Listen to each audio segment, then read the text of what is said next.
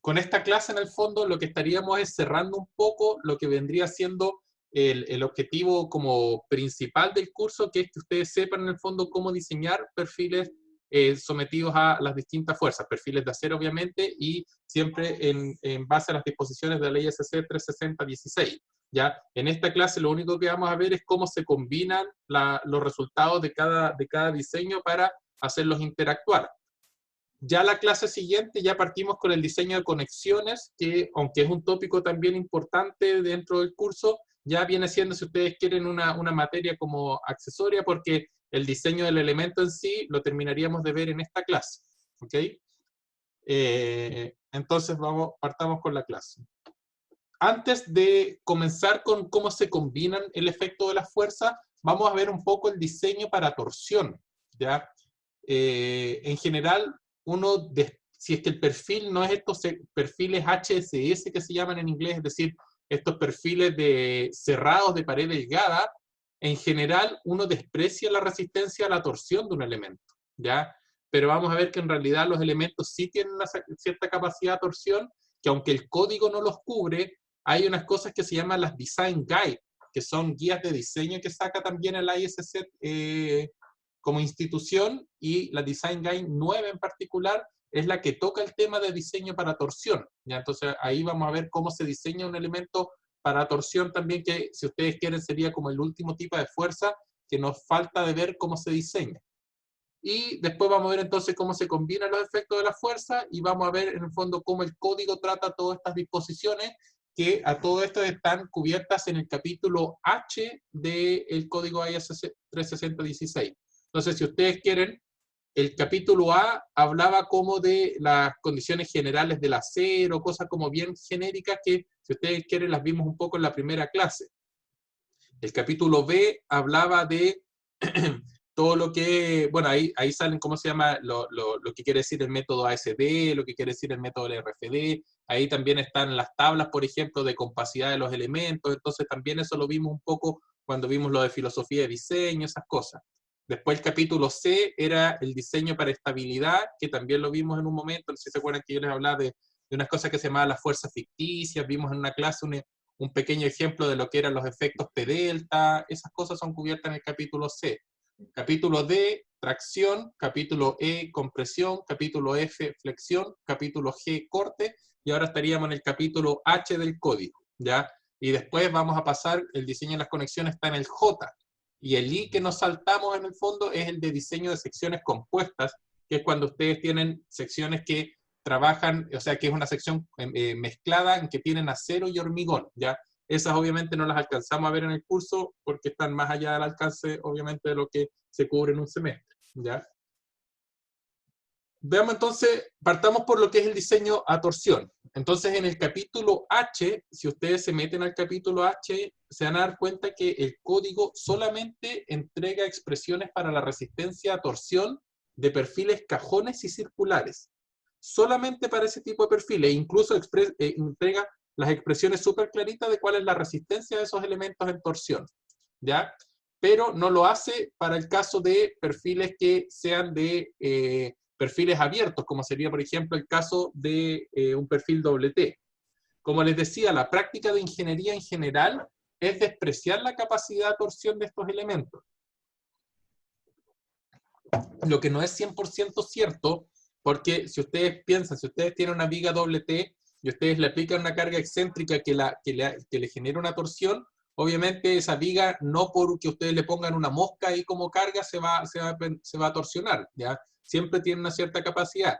Lo que vamos a ver, eso sí, es que esa capacidad es tan baja que basta una carga muy chiquitita, una distancia muy chica para que el elemento falle en torsión. Entonces uno trata en general, cuando está tratando de armar la estructura, de que los elementos no estén sometidos a torsión, y si por algún motivo que ustedes no pueden modificar, un elemento va a estar sometido a torsión, siempre la práctica de ingeniería es transformar esa sección en un perfil cajón, ¿ya? Entonces, como yo les voy a enseñar cómo se diseña torsión un perfil doble T, pero lo que les quiero decir es que en general, si por algún motivo ustedes tienen un perfil que por sus condiciones geométricas y de cargas va a estar sometido a torsión y eso no se lo pueden sacar de ninguna manera, ese perfil considérenlo como un perfil cajón.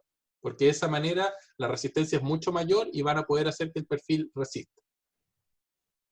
Entonces, ¿cómo se trata el tema de la torsión? Como les decía, el capítulo H solamente lo entrega para perfiles HSS, pero el ISC a través de lo que se llama la Design Guide 9, ya que está subida en el Dropbox también, dentro donde están las normas, entrega la capacidad para calcular la capacidad de torsión de perfiles que son abiertos, como por ejemplo los perfiles T, que son los más usuales que nosotros usamos, ¿ya? Vamos a ver, eso sí, que el caso de ese diseño no es tan analítico, hay que usar gráficos de hecho, ¿ya? Entonces el hecho de tener que usar gráficos para resolver el diseño ya lo complejiza porque, por ejemplo, nos limita la posibilidad de programar la resistencia a torsión, ¿ya? Por eso es que uno en general trata de no considerar mucho esa resistencia. Entonces, no sé si recuerdan cuando vimos el pandeo lateral torsional, yo ahí les hice un paréntesis de lo que era la torsión. Y en ese momento, en esa clase, vimos que la resistencia a torsión tiene dos efectos. Tiene un primer efecto que es la torsión, la resistencia a torsión pura, o lo que se llama torsión de San Venant, ¿ya? Que es básicamente el flujo de corte que se produce en la sección asociada a la tensión que está actuando. Pero también tenemos una tensión, una resistencia a torsión asociada a lo que es el alabeo de la sección. Y si ustedes recuerdan, el concepto de alabeo es en el fondo que cuando ustedes torsionan una sección, esa sección tiende también a deformarse fuera de su plano, ¿ya? Y esa deformación fuera del plano, obviamente si es que está restringida en los extremos, genera una resistencia adicional a la torsión, ¿ok? Y vimos entonces que este primer efecto de la torsión de San Venant estaba dado por el producto de estos tres términos, en que este es el módulo de corte del acero, esta es una propiedad de la sección, que es la constante torsional. Acá está el teta prima, que teta prima es cuánto varía la rotación de la sección en función de la variación en el eje longitudinal. Acuérdense que este teta prima era el de teta de zeta, en que z es la variable que se mueve a lo largo del eje longitudinal del elemento. Es decir, esto representa cómo varía la rotación de la sección a medida que nos vamos moviendo en el largo de la sección del elemento. ¿Ok? Este primer efecto entonces es el efecto de San Venant, y el segundo efecto es el efecto de alabeo, y vimos que está dado de nuevo por tres productos. El primero, al igual que en este caso, depende de el tipo de material, en este caso del módulo de elasticidad en vez que el módulo de corte. Bien, súper bien. Alguien está ahí. Gracias. Apaguen el micrófono. Sí, dejaron verdura, pues. Están en la. No, alguien. Apaguen, no sé qué está Dale, hablando. Pony. Oh, sorry, disculpen. Ya, no sé, ya pasó. Después, en este caso, es la constante de alabeo, que también es una propiedad geométrica de la sección, y en este caso depende de la tercera derivada de teta respecto a z, no de la primera derivada como es en este caso. ¿Ok? Y sabemos que obviamente las propiedades, el módulo de corte y el módulo de acero son constantes, no dependen del tipo de acero. Acá están dados los valores en unidades imperiales. Y tenemos que, por otra parte, está la constante torsional y la constante de alabeo, que son propiedades las geométricas de la sección, ¿ya? Entonces, el efecto del material estaría dado en G y E, y el efecto de la sección estaría dado en J y CW. ¿Ok? Y ahí están obviamente que estas derivadas son siempre respecto a la variable longitudinal, que es Z. Entonces, para una sección abierta, la constante torsional J viene dado aproximadamente por la sumatoria del producto de B por T al cubo partido por 3, en que B es el largo de cada sección, de cada parte de la sección, y T es el espesor de cada parte que forma la sección, ¿ya? Entonces, por ejemplo, para una sección doble T, se tendría, si esta fuera, por ejemplo, la sección doble T, una sección doble T cualquiera en que tuviera, por ejemplo, un ala distinta a la otra, en este caso, este término de acá vendría dado por B por T al cubo partido por 3 del ala superior, es decir, sería B sub F del flange y el T viene siendo del top, entonces esto sería el ancho del ala superior, por el espesor del ala superior al cubo partido por 3. Más, voy a repetir lo mismo pero para el ala inferior, y después tendría que hacer lo mismo para el alma, ¿ya? Y en el alma, obviamente, el B, si ustedes quieren, pasa a ser ahora el alto de la sección, pero ojo que este alto es el H0, que es la distancia entre los centros de las alas, y de nuevo por el espesor al cubo partido por 3. Es decir, ustedes, para cada parte que forma su sección, es decir, en este caso el ala superior, el ala inferior y el alma, hacen esta expresión de acá y la suman, ¿ya? Y eso vendría, por ejemplo, siendo la constante torsional para el caso de una sección doble T de geometría cualquiera. Y obviamente H0, como les decía, es el alto total de la sección menos la mitad de la suma de los espesores, porque es la distancia entre el centro de las alas. ¿Ok? En cambio, para una sección de pared cerrada, la Design Guide 9 da explícitamente cuáles son los valores de J, ¿ya? Entonces ahí tienen, por ejemplo, si tienen una barra, ¿ya? De sección circular, ahí tienen que el J es pi por R a la cuarta medios. Si es que tienen una barra, por ejemplo, de sección rectangular, en que tienen B y T, ahí tienen las expresiones dependiendo si B partido por T es mayor o menor que 10. ¿Ok? ¿Alguien tiene una duda? Catalina Solano. Sí, Dígame. profe, ¿me escuchas? Sí. Lo que pasa es que esta constante, que es la que hemos tenido que usar para la prueba, o sea, para la tarea 3 y para la tarea 2, en la tarea 2 creo que a todos nos la pusieron mala, y el ayudante puso que la altura no era con la mitad del espesor. Ah, ya. Lo corrigió así, entonces no, Ya. Mira, no qué bueno entiendo que eso. me dijiste. Porque yo lo puse en la tarea así con la mitad del espesor, pero lo puso malo. Ya, ya, mira, voy a decirle a Felipe que hay un error ahí en la corrección. Lo voy a revisar, lo voy a tener en cuenta, Catalina, y voy a revisar a las personas que están afectadas por eso y se le va a modificar en el fondo el puntaje ahí asociado a eso. Ya. ¿Vale? Lo que pasa es que Lo yo voy a creo tener que presente. tal vez algunos debe haberlo cambiado también para la tarea 3, Ya, eso porque ya, con esa corrección yo, ya, por ejemplo, lo sí. había tomado de la manera distinta. Dale, ya, sí, lo voy a tener en cuenta. Ya. De hecho, en la tarea 3, eso no tiene puntaje, porque se asume que ya en la tarea 2 se evaluó. ¿Ya? Así que para Ya. la tarea Sí, 3, ahí en el están fondo, lo que escribiendo les que va a muchos pasar lo cambiaron. lo que les va a pasar en el fondo para la tarea 3, lo que lo cambiaron es que obviamente les va a afectar el resultado del parámetro asociado, donde usen el J, ¿ya? Pero ese error no se les va a castigar porque en el fondo el J ya se evaluó en otra parte y no hay como, en teoría, errores de arrastre en las correcciones, ¿vale? Entonces, si es que usan una expresión, o sea, si calculan la expresión en que usaron el J y el J venía malo, no va a tener castigo ni por el cálculo del J, que solamente se evalúa en la tarea 2, y tampoco porque se va a considerar que es un error de arrastre para el cálculo de ese otro parámetro. ¿Ya? Ya, entonces siguiendo, el J para secciones que son cerradas, están dados, como les decía, la Design Guide 9, en que, por ejemplo, este es para una barra circular, barra rectangular, y acá está, por ejemplo, para una sección circular, una sección cuadrada o una sección rectangular, ¿ya? Que ahí están dados los valores. Estas imágenes están sacadas de la tabla 3.1 de esta Design Guide 9, es decir, ustedes tendrían explícitamente los valores. Si es que están usando, en general yo les digo, si tienen torsión, traten de usar este tipo de secciones porque se van a dar cuenta que la resistencia a la torsión es muchísimo más de cualquier sección de pared delgada, aunque la sección de pared delgada algo resiste. Respecto a la constante de alabeo, no sé si ustedes se acuerdan de la misma clase que yo les decía cuando vimos el pandeo lateral torsional. Lamentablemente esa fue la clase que yo les suspendí, que se las hice un viernes y que no pudieron ustedes asistir. Yo no sé cuántos la revisaron, al final no la vieron mucho, pero si ustedes se meten en esa clase, se van a dar cuenta que la constante de alabeo que dedujimos en ese momento estaba dado por esta expresión de acá, que era la inercia de las alas, del ala, por este parámetro H0 al cuadrado partido por 2. Esta expresión de acá, nosotros la dedujimos en ese momento para una sección que era doblemente simétrica, ¿ya?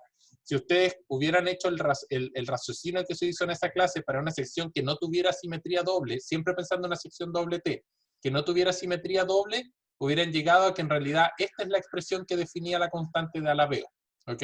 En que esta es la inercia del ala superior, la inercia del ala inferior, ¿ya? Estas inercias son siempre respecto al eje débil del elemento, si ustedes quieren, o es la inercia fuerte del ala superior y del ala inferior, ¿ya? Es decir, es un doceavo de T por B al cubo partido por 12, ¿ok?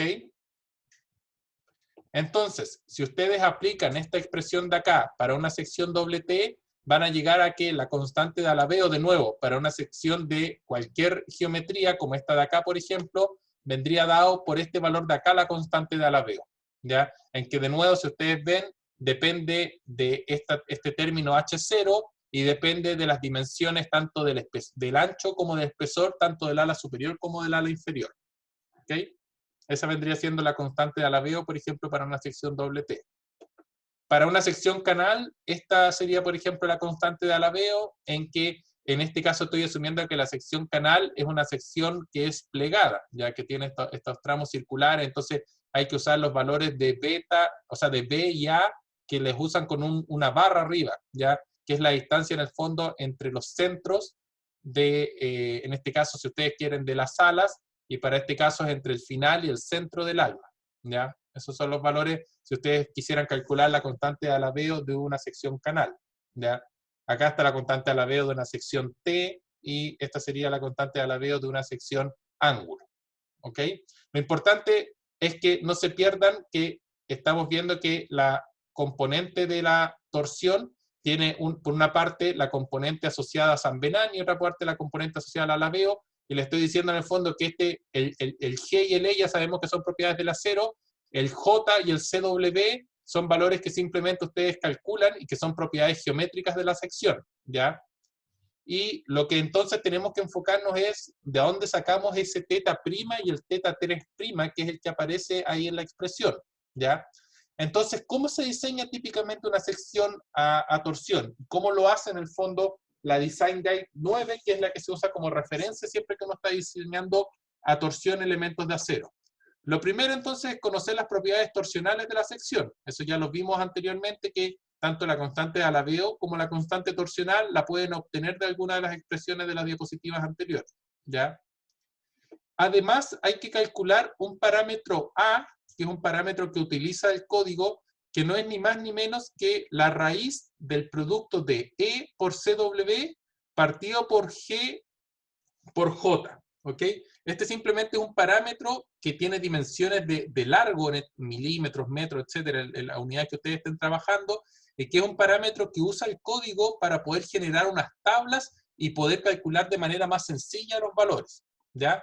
Entonces, estas serían, si ustedes quieren, las propiedades que ustedes tendrían que calcular al momento de comenzar a desarrollar un problema.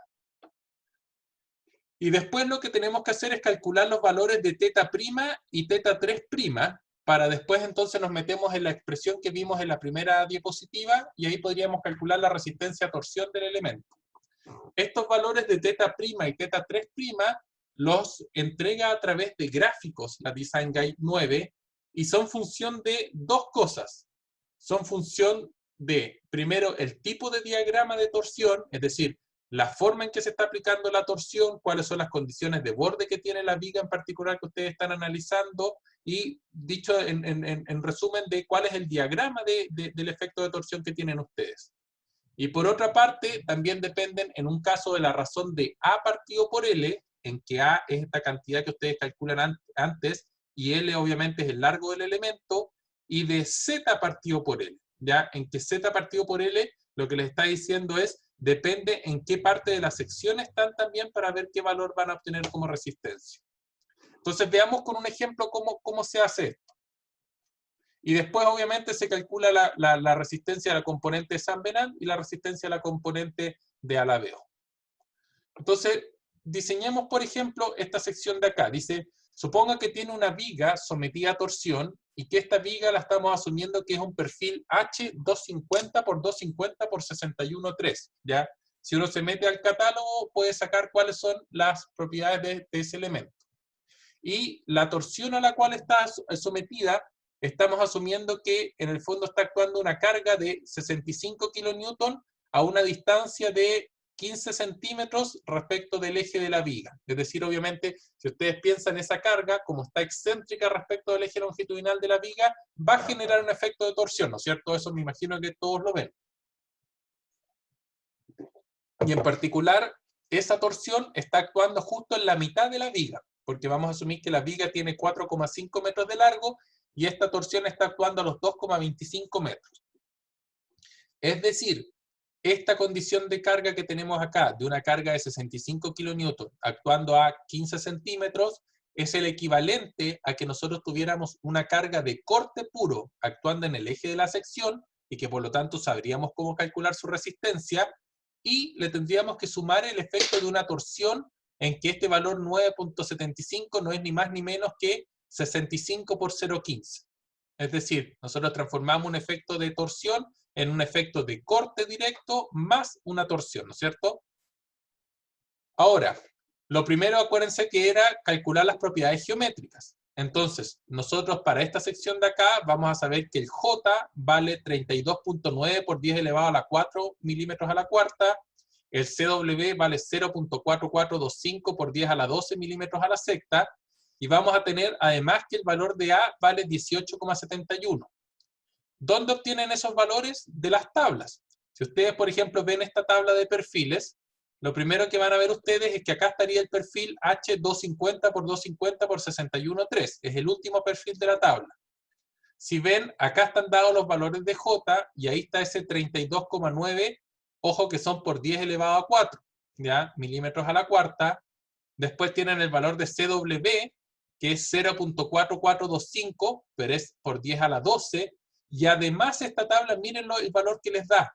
Les da directamente esa raíz de E por CW partido por GJ, es decir, ustedes no la tienen que calcular. Se meten a la tabla y este es directamente el valor SDA, que es 18,71. Entonces, recuerden por un segundo, 32,9, 0,4425 y 18,71. Que son ahí, 32,9, 0,4425 y 18,71. ¿Ok? Esos son los valores entonces que obtiene uno simplemente de meterse a una tabla o un catálogo de perfiles con esta denominación de acá. Y vamos a calcular adicionalmente una razón que es L partido por A. Ahí vamos a ver por qué lo hacemos. L partido por A en este caso, L es el largo total, que son 4,5 metros, o si ustedes quieren 4.500 milímetros, y A en este caso vale 18,71 milímetros, y por lo tanto este cociente les da 2,41, 2,405. Entonces vamos a ver cómo operamos con estos valores. Lo primero entonces, cuando ustedes se vayan a la Design Guide 9, van a encontrarse ustedes con varios gráficos. Y lo primero que tienen que meterse ustedes es saber cuál es el gráfico que aplica en su caso. En este caso, está aplicando el caso 3, en que el caso 3 es el caso en que ustedes tienen una torsión aplicada en el elemento, con extremos que están simplemente apoyados, y que esta torsión, si ustedes ven, está aplicada a una distancia alfa por L, y en que alfa vale 0,5. ¿Ya? Que es precisamente el caso que estamos nosotros. Yo les dije que los extremos eran simplemente apoyados y que la carga de torsión estaba aplicada en la mitad. Por lo tanto, eso genera que ustedes tienen que meterse al caso 3 de los gráficos que van a encontrar en la Design Guide. ¿Y qué tienen que hacer después? Si ustedes ven acá abajo, le está diciendo, mire, acá usted tiene que decir en qué parte del largo de su viga usted quiere calcular la resistencia a torsión. Porque es este valor de acá abajo es la razón de Z partido por L. Por eso va entre 0 y 1. Porque obviamente este es el inicio de la viga y este es el final de la viga. Y acá le está dando una función torsional. Que la función torsional que le está dando acá, o sea, el valor que ustedes obtengan acá, corresponde al valor de θ' multiplicado por G por J partido por T. Todo este valor de acá, ustedes es el valor que obtendrían acá. Entonces, vamos a ver cómo, quizás ahí están un poco enredados, pero vamos a ver cómo se opera con esto. Entonces, vamos a primero estimar cuánto es la resistencia si estamos en la mitad. Si estamos en la mitad, obviamente Z partido por L vale 0,5. Si yo estoy en 0,5, quiere decir que estoy en esta parte de acá, es decir, me tengo que mover en esta línea hacia arriba, ¿ok? y tengo que agarrar el L partido por A. ¿Se dan cuenta que el L partido, acá dice L partido por A, 6, 5, 4, 3? ¿Se acuerdan que el mío era como 2,4 más o menos? Es decir, me estoy más o menos moviendo por esta curva de acá. ¿Ya? Por esa curva, perdón, me moví acá. Esta curva de acá más o menos un poquito más arriba. Como una curvita que está más o menos por ahí. Pero acá en esta mitad, ustedes ven que intersecta en ese punto y eso llega hasta 0. Es decir, le está diciendo que en este punto, en la mitad, θ' por G por J partido por la torsión aplicada es igual a 0. O dicho de otra forma, el θ' en la mitad vale 0. ¿Ok? Acuérdense que G es el módulo del acero, J ya lo calculamos, y el T es simplemente la torsión aplicada, que también la sabemos. ¿Ok? Por lo tanto, si yo encuentro este valor, yo encuentro el valor de todo esto, yo simplemente después multiplico por TU y divido por G por J y puedo obtener el θ'. En este caso el θ' vale 0. Veamos qué pasa si ahora lo hago en el apoyo. Si lo hago en el apoyo, Z partido por L ahora vale 0. Es decir, me muevo por acá, ¿ya? Y voy a tener, bueno, acá lo hice con, me fui un poquito más arriba, porque en realidad entre 2 y 3 debería haber estado como una curvita por acá. Quizás lo puse muy arriba el valor, pero yo voy a asumir que el θ' por G por J partido por TU, más o menos este punto de acá, si estoy entre 2 y 3, que es el L partido por A que tengo yo, me debiera dar más o menos por ahí, quizá un poquito más abajo, pero lo voy a tomar como 0,28. ¿Ok? Es decir, el θ' en el apoyo vale 0,28 veces la torsión aplicada partido por G por J. Es decir, yo calculé, acuérdense que con estos gráficos yo quiero calcular cuál es el θ' y el θ'. El θ' en el apoyo vale 0 y el θ' en la mitad vale 0 y en el apoyo valdría 0,28 veces este cociente de acá. Veamos cómo lo hacemos ahora con el θ'. El mismo caso 3, que es obviamente para la misma condición, con el mismo alfa, les entrega también el θ'. Hay un gráfico que está bajito del otro y tengo que hacer lo mismo. En la mitad del apoyo, entonces, de nuevo, estoy acá en 0,5 y tendría que ver en el fondo, bueno, en este caso todas las curvas cortan acá en este mismo punto. Y si yo me voy para acá, voy a llegar a que en este caso el θ' por este paréntesis de acá vale menos 0,5. Es decir, la tercera derivada por el producto de G por J partido por TU, por este caso por A cuadrado, acuérdense que la era la raíz esa que obtuvimos, es igual a menos 0,5. O si ustedes quieren, θ'' sería de despejar θ' acá, la torsión pasa multiplicando y estos tres términos pasan dividiendo. ¿Y qué pasa en el apoyo? En el apoyo lo mismo. Me pongo por acá, me debiera mover entre una curva que esté entre L partido por A entre 2 y 3. En el caso mío tenía 2,4 y al tirarme para acá, en realidad, de nuevo, bueno, me pasé un poquito. Estoy asumiendo que en este caso el valor al cual estoy obteniendo es menos 0,22, ¿ya? ¿Por qué 0,22? Porque acá está creciendo hacia abajo, porque son negativos. Entonces ahí tengo 0,2, acá tengo 0,3. Un valor que ande por ahí, yo asumí que era 0,22. O dicho de otra manera, en el apoyo, el θ'' es menos 0,22, la torsión aplicada partido por el cociente, o sea, el producto entre estos tres términos de acá. Como resumen, entonces, ¿qué tendríamos? Yo sé que la torsión, acuérdense, que eran menos 9,75 kN por metros. El A, que lo daban en la tabla, era 18,71, el J era este valor de acá, y la constante a la veo ese valor de ahí. Yo sé que para el tipo de acero que tengo, bueno, para cualquier tipo de acero en realidad, este es el módulo de corte y este es el módulo de elasticidad, ¿no es cierto? Entonces, en el apoyo, si ustedes se acuerdan, el θ', voy a ir un poquito más atrás, en el apoyo, el θ', perdón, valía 0,28 veces el TU partido por G por J. Entonces acá tendría 0,28 T sub U partido por G por J, es decir, es 0,28 por 9,75 partido por 79.200 por 32.9 por 10 elevado a la 4. ¿Ok? ¿Por qué da negativo? Dígame. ¿Por qué el TU es negativo? Perdón. Ya, es por la convención de la mano derecha. Ya, perfecto. No sé si igual no, vale la pena la pregunta. En el fondo, bueno, en general, la convención de la mano derecha es que si ustedes se ponen mirando en este caso la sección, si estarían, perdón, estoy indicando con el dedo acá. Si ustedes están en esta parte de acá y ustedes aplican la regla de la mano derecha, en el fondo en este caso el dedo le estaría apuntando hacia adentro, lo que se asume como negativo, porque en realidad el dedo apuntando hacia afuera se considera positivo, ¿ya? Pero en el fondo no tiene mayor repercusión si ustedes lo consideran positivo o negativo, es simplemente una convención, ¿ok? Entonces, si volvemos acá, estaríamos entonces, hacemos este primer producto y el segundo producto, si ustedes ven la diapositiva anterior, llegábamos que en el apoyo, el θ 3' del gráfico nos daba que era menos 0,22 la torsión partido por G por J por A al cuadrado. Es decir, menos 0,22, este valor de acá, por G por J partido por A cuadrado, y si ustedes hacen este producto, van a llegar a que es 0,024, en este caso van a obtener radianes partido por unidad de largo, en este caso metros para las unidades que estoy trabajando yo, y en el otro caso radianes por metros al cubo. Y finalmente entonces la resistencia nominal va a ser la resistencia de San Benant más la resistencia de Alaveo.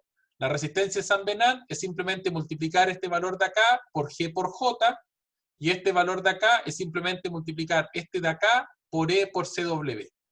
¿Ok? Y si ustedes suman estos dos efectos, les va a dar que la resistencia les da negativo básicamente porque están resistiendo una torsión negativa. Si ustedes hubieran dejado este valor positivo, acá les hubiera dado un valor positivo. ¿Ok? Pero lo que le está diciendo en el fondo que la sección resiste nominalmente, porque acuérdense que hay que reducir por los factores phi o por omega, dependiendo si ustedes están haciendo que la torsión aplicada es LRFD o ASD. Nominalmente, ustedes están teniendo que resiste 4,81 y está cargado con 9,75, así que de seguro les falla. Eso sería si lo hacemos en el apoyo. Repitamos el cálculo en la mitad. No sé si se acuerdan que el θ' valía 0, ¿ok? Y el θ 3', si vamos a la diapositiva anterior, vale menos 0,50 este producto de acá. Y hacemos este menos 0,50 y obtenemos este valor de acá, y si repetimos el producto, llegamos a un valor que es un poquito distinto, pero el valor debiera ser exactamente el mismo que este. ¿Por qué no llegamos exactamente al mismo valor? Es porque cuando nosotros calculamos este A, ¿se acuerdan que el A lo sacamos directamente del catálogo como 18,71? En realidad, ese A, si ustedes usan estos valores de G, de E y de CW, debiera ser 18,43, no 18,71. ¿Ya? Por eso es que les da un poquito distinto los valores si lo hacen en el apoyo versus si lo hacen en el medio. Pero estos valores debieran ser exactamente los mismos, porque básicamente da lo mismo en qué parte de la sección están ustedes, la resistencia a la torsión es exactamente la misma. No puede ser que la sección resista más en el apoyo que en la mitad. No tiene sentido, ya, porque es la misma sección.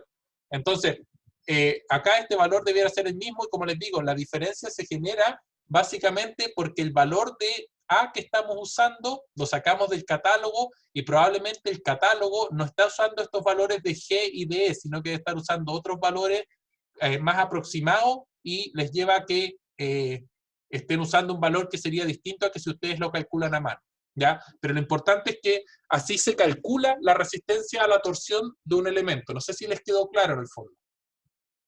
¿Ya? Lo único que tienen que hacer es simplemente el θ' y el θ 3' lo tienen que sacar de estas tablas de acá, en los que básicamente necesitan ver en qué parte de la sección lo están evaluando, cuánto vale la razón L partido por A para saber en qué curva se tienen que mover, y acá van calculando. Con esta tabla calculan el θ 3', y con la tabla anterior calculaban el θ'. ¿Ya? Perdón, ahí, el θ'. ¿Ok? Y después simplemente suman los efectos usando esta expresión de acá. Y así calcula la resistencia nominal. Ojo que estas son resistencias nominales, ¿ya? Entonces, si queremos comparar, asumamos que esta carga de acá era LRFD. Yo no les dije eso al comienzo, pero da lo mismo, asumamos que es una torsión última. Por lo tanto, la resistencia, el factor de utilización, si ustedes quieren, sería la torsión aplicada partido por, en este caso, el phi que se considera para torsión es 0,9. ¿Ya? Si estuvieran usando ASD es el 1,67. Son los típicos valores 0,9, 1,67 que usamos siempre. Y si ustedes ven entonces, si hacen este 9,75 partido por 0,9 veces este valor o este valor, que da lo mismo porque debieran ser iguales si usan un A preciso, van a llegar a que el factor de utilización es 2,25, es decir, está muy pasado de 1. Es decir, está solicitado con más del doble de la fuerza con la que resistiría la torsión. Es decir, este elemento estaría fallando. Y ojo que estamos aplicando una excentricidad, en este caso, de 15 centímetros. O sea, estamos hablando de una excentricidad súper pequeñita y vemos que la sección está fallando, ¿ya? ¿Por qué hice explícitamente hacer que falle? Para hacerles un poco hincapié a ustedes de que, en general, las secciones de acero de perfiles doble T tienen poca resistencia a la torsión y tienden a fallarse que ustedes lo quieren considerar el efecto de la resistencia a la torsión del elemento. ¿Ok? Pero cuando lo quieran ver cómo se diseña, Design Guide 9, ahí está todo lo que ustedes requieren. Profesor. Dígame. Que como que la resistencia a la torsión nominal depende también, como que se pisa los talones, o sea, que depende de la solicitación que se tiene. Claro, claro, claro. Pero esto llega a un punto como de equilibrio en el fondo, o depende de las propiedades geométricas, si resiste o no. Porque si yo sigo aumentando el TU, seguramente, no sé, bueno, no sé qué pasa con el θ' o el θ3', pero va a llegar en un punto en que resiste o no resiste. Claro. Pero también de las propiedades geométricas que tiene la sección. Exacto, claro, claro. Sí, sí, o sea, en el fondo, es que el mayor, o sea, la forma, como tú dices, pues efectivamente, es como que la resistencia depende de la solicitación, en el fondo. Entonces, claro, tú ves, el único parámetro que puede empezar a influenciar ahí un poco es, como tú dices, las propiedades nominales de la sección, porque ese efecto de las propiedades nominales no lo vas a ver en el efecto acá, porque si tú multiplicas por GJ el T', en el fondo estás usando simplemente 0,28 TU. Estás perdiendo como un poco el efecto del GJ, ¿no es cierto? Pero cuando calculas este 0,28, que lo calculas a través del gráfico anterior, ese valor de 0,28, si es que es 0,28 o es 0,4, 0,5, valores más altos que te dan mayor resistencia, ahí sí empieza a depender de cuáles son los valores de las propiedades geométricas de la sección. ¿Ya? Entonces, la manera en que tú haces que resista más el elemento es logrando que en este gráfico tú te metas en curvas que estén lo más arriba posible. Y eso, si tú lo ves, lo logras con L partido por A más chicos. O si tú, perdón, más grandes, o si tú quieres con A más chicos. ¿Ya? Es decir, tú tienes que preocuparte de tratar de que este valor de A sea más chico posible. ¿Ok? Y si te recuerdas, ese valor de A tiene metido, obviamente, el CW y el J. ¿Ya? Ya, perfecto. Entonces, el J en el fondo es el que tiene mayor influencia. Ya, gracias.